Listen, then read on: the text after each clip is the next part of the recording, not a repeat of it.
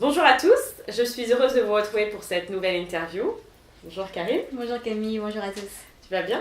Très bien, merci. On est dans ton cabinet de travail, tu es kinésiologue. Oui. Est-ce que tu peux nous expliquer ce que c'est que la kinésiologie? Alors la kinésiologie, c'est un ensemble de méthodes qui se basent sur l'écoute du corps. Et pour écouter le corps, on utilise un test musculaire. C'est oui, c'est non.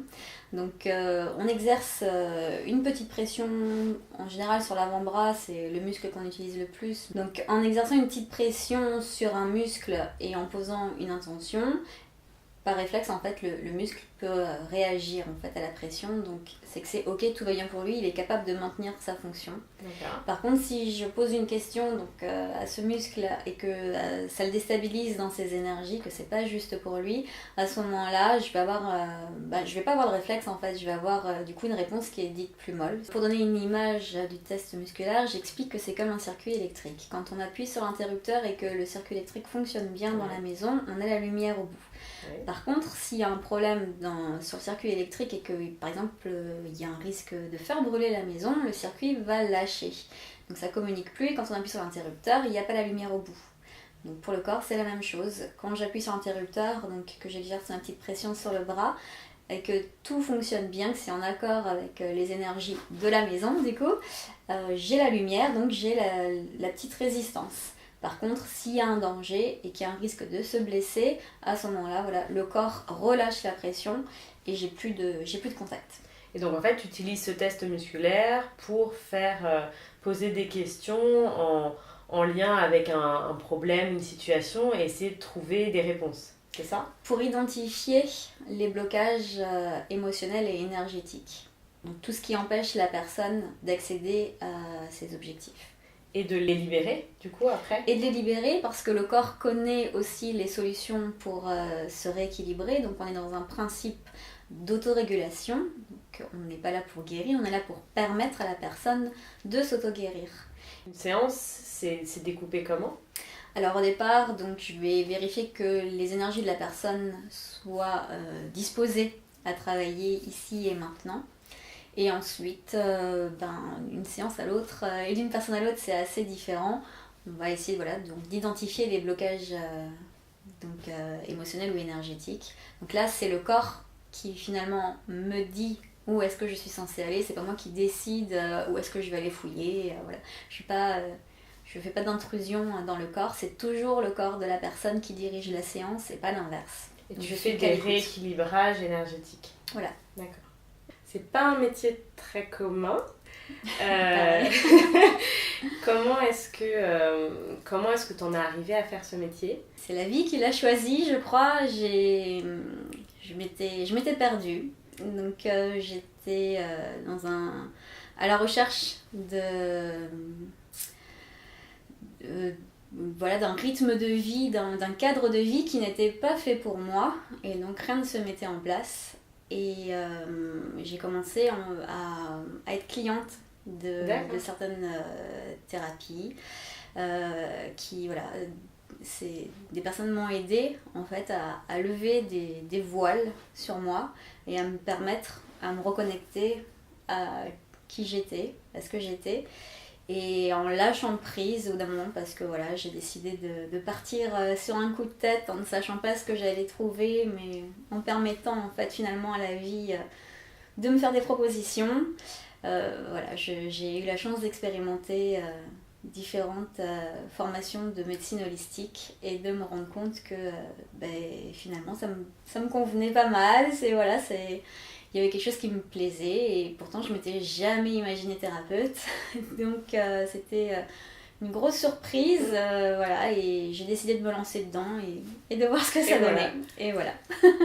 D'accord. Et le quotidien d'une kinésiologue, c'est quoi? Qu'est-ce que si tu me prenais, si on te suivait pendant une journée, une semaine, un mois, bref, une année, qu'est-ce qu'on ferait avec toi? C'est quoi les gros piliers, les grosses activités que tu as? Alors, mon quotidien à moi ne doit pas être très représentatif de tous les kinésiologues. Le mien est beaucoup plus aléatoire. Ouais. Je travaille à mon cabinet, je travaille à domicile, je travaille à distance. Donc c'est vraiment en fonction de ce qui se présente. Donc finalement, ce qui revient toujours au même, c'est juste l'intention de départ, d'être voilà, dans la réception de ce qui se passe, de libérer des tensions, de défaire des nœuds. Mais c'est jamais pareil en fonction voilà, du moment, du lieu, de la personne, de l'outil utilisé. T'as les séances, est-ce qu'il y a d'autres choses qui font partie du métier de kinésiologue? Alors le métier d'entrepreneur tout simplement. D'accord, oui. Ça je pense que c'est le truc qu'on oublie en fait. C'est qu'on, enfin, en tout cas moi clairement je ne l'ai pas du tout imaginé et je me rends compte maintenant que ça fait vraiment partie intégrante de ce boulot là et c'est pas voilà, ce qui me plaît le plus. Mais ça en fait partie. Tu parlais de profiter du moment présent, de se reconnecter au moment présent. Qu'est-ce que t'aimes en particulier? Ce qui me plaît, c'est d'être au contact des plus belles parties des humains et des animaux. Parce que dès que la personne sort de sa situation stressante, dès qu'elle s'autorise à être, c'est lumineux, c'est léger, c'est voilà, enfin, il y a plein de choses. On voit vraiment les gens sous un angle différent de ce qu'on peut voir quand on sort dans la rue et qu'on est là, il roule comme un crétin, lui il m'a pas dit bonjour, il m'a pas dit au revoir, enfin voilà, toutes ces choses-là où on oublie en fait qu'on n'est pas ça, on n'est pas juste des personnes qui allons d'un point A à un point B, métro, boulot, dodo. On est beaucoup plus que ça et être au contact de cette énergie, je trouve que c'est vraiment beau. Ça m'apprend à aimer encore plus l'être humain. Voilà. Et puis d'être dans le moment présent, c'est recevoir des réponses qu'on n'attendait pas. Et les côtés, ce qui serait plus inconvénient, difficulté? Même réponse, être dans le moment présent. Ouais. Grosse difficulté, être dans le moment présent et pas dans l'attente. Ne pas porter toute la responsabilité de la séance aussi. Ça a été un gros apprentissage pour moi. Et de temps en temps, je me le répète encore. Parce que on veut aider, donc on veut atteindre un résultat en fait. Mais finalement, le résultat, c'est nous qui le formatons et le résultat de l'autre c'est peut-être pas le même, donc voilà, rester dans l'échange juste et juste donner tout ce qu'on est capable d'apporter à la personne sur le moment, mais lui laisser la responsabilité du changement. Donc voilà, d'accepter que des fois malgré le conseil ou que la personne elle ne le suive pas, et c'est comme un enfant pour qui on a peur, on voudrait l'empêcher de faire une bêtise parce qu'on sait que ça peut faire mal et finalement il est obligé de la faire parce que c'est son apprentissage. Ouais. Ça demande du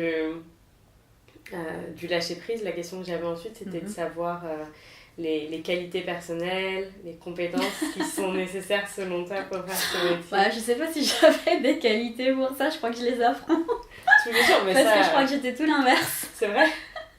Je pense que oui, enfin non, c'est très très clair. À la base, je suis quelqu'un qui est dans le mental, qui a absolument aucune patience. Donc finalement, j'ai été obligée de développer ces qualités-là. Donc comme quoi tout se travaille, j'en suis la preuve vivante.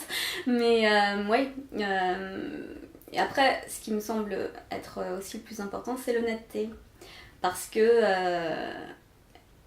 il faut être justement capable peut-être aussi de dire que là on ne sait pas, qu'on n'a pas d'information, ou alors de délivrer une information qu'on sait qui ne va pas forcément faire plaisir. Enfin voilà, être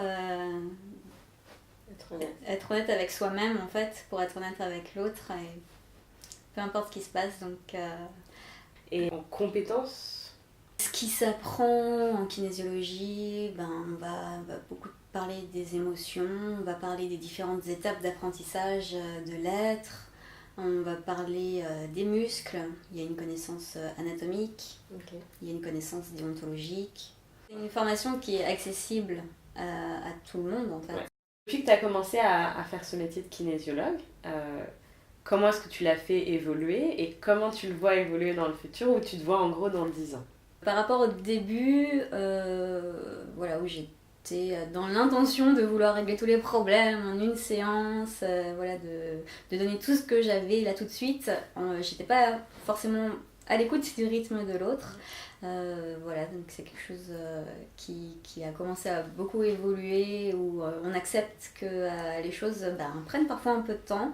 On peut être pertinent rapidement, mais tout en suivant voilà, le rythme de l'autre personne. Donc finalement, dans la pratique, il y a beaucoup de choses qui bougent entre le moment où on commence et on est encore très scolaire, et le moment en fait, où on commence à s'approprier les choses et qu'on commence à vraiment intégrer en soi son outil, et du coup à pouvoir vraiment à mettre le doigt rapidement sur le nœud. Comment est-ce que ça va évoluer? J'en ai aucune idée. En tout cas dans 10 ans, mon objectif c'est d'avoir créé un centre pour les humains et les animaux. Un lieu en fait de partage et un lieu de vie, d'harmonie en fait, voilà, où chacun vive dans le respect des uns et des autres, et puisse trouver un lieu de refuge en cas de besoin, un lieu d'introspection. Ouais, reconnexion Et à soi. voilà, et je m'imagine assez vadrouiller tout autour du monde, à faire des soins itinérants, revenir dans mon centre quand je suis fatiguée de vadrouiller, et repartir sur de nouvelles aventures, voilà, découvrir plein de nouvelles méthodes, de les ingérer, d'en faire ma soupe. Comment tu gères en fait cet équilibre vie perso, vie professionnelle? C'est très lié, t'as l'impression que c'est équilibré? Non, c'est pas équilibré. Je pense que y a 3 quarts de vie pro et un quart de perso. Il me semble en tout cas pour moi, dans ma croyance, il me semble que c'est normal de démarrer, quand on démarre une activité en fait, de s'y donner à fond, et que ça devienne une priorité, voilà, sur le reste. Mais je m'accorde quand même des jours de repos. Il y a des moments où je me dis non, là, c'est pas possible, de toute façon je suis trop fatiguée, ou je suis pas bien dans mes baskets pour faire quoi que ce soit de bien, donc je coupe tout et je pars me ressourcer, voilà. Et du coup, depuis que tu as commencé à travailler, donc tu disais que c'était le début. Alors, pas de question sur le salaire et tout, mais est-ce qu'à l'heure actuelle, tu arrives à avoir déjà une rémunération qui est à peu près alignée avec le travail que tu fournis ou pas? Oui, au début je me suis alignée vers le bas. D'accord. En me disant forcément voilà, que je débutais, que on se dit que non seulement on débute, donc on a moins confiance en soi, et en plus on est dans l'offre de démarrage, on a l'impression que si on est moins cher, on va plus facilement se faire connaître. Et finalement, ça n'a pas été très, très juste pour moi, donc je suis revenue à des tarifs cohérents, ouais, par rapport aux uns et aux autres.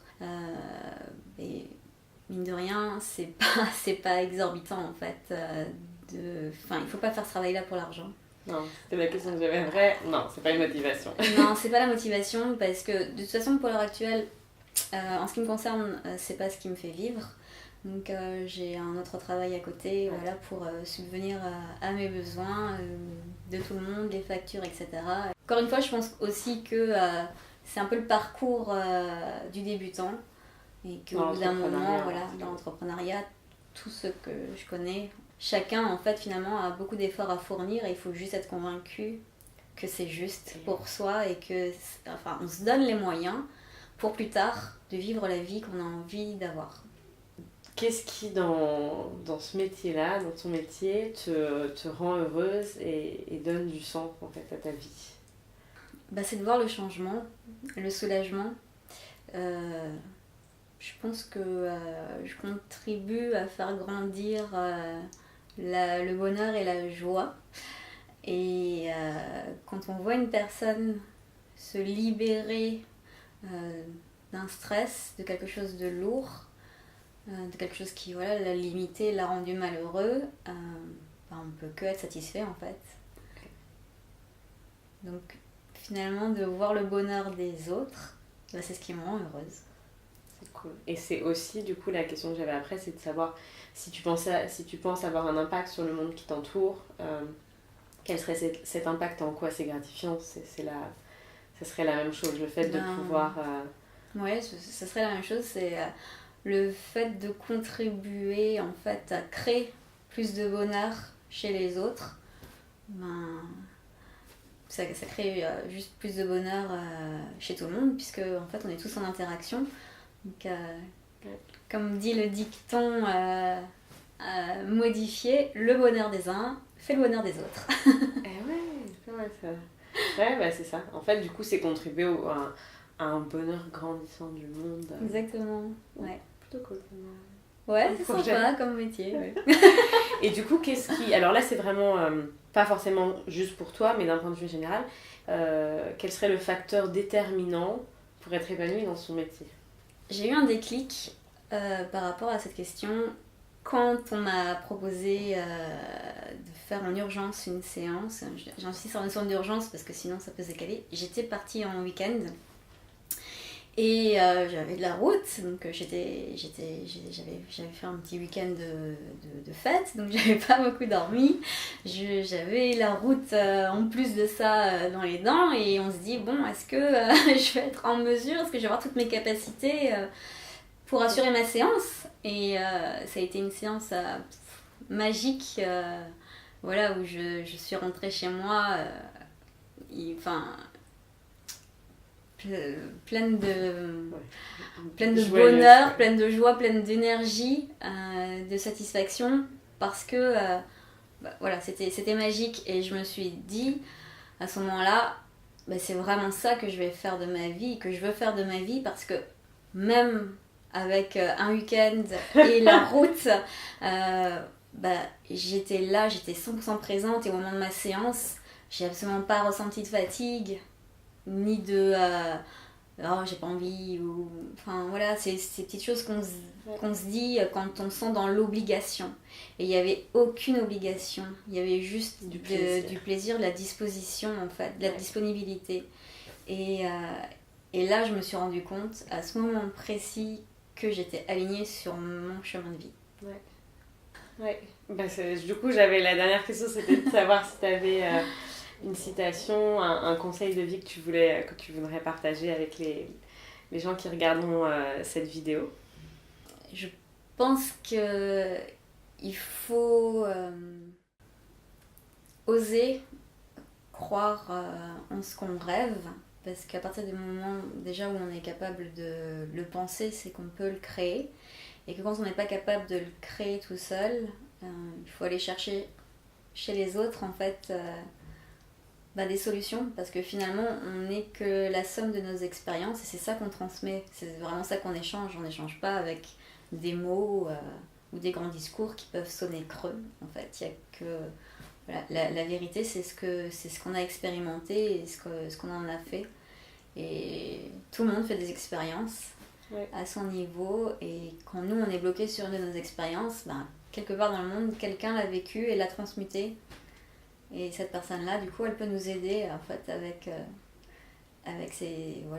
son expérience, encore une fois, à transmuter la nôtre, à donner du sens. Merci. Merci à toi. J'espère que cet échange vous aura inspiré. Je vous invite à découvrir une séance de kinésiologie si vous ne l'avez jamais fait. C'est une belle aventure, et ça rejoint ce que tu disais, le fait de vivre en fait des expériences nouvelles pour aussi savoir qui on est, comment est-ce qu'on se comporte par rapport à ces nouveautés. Ça fait grandir.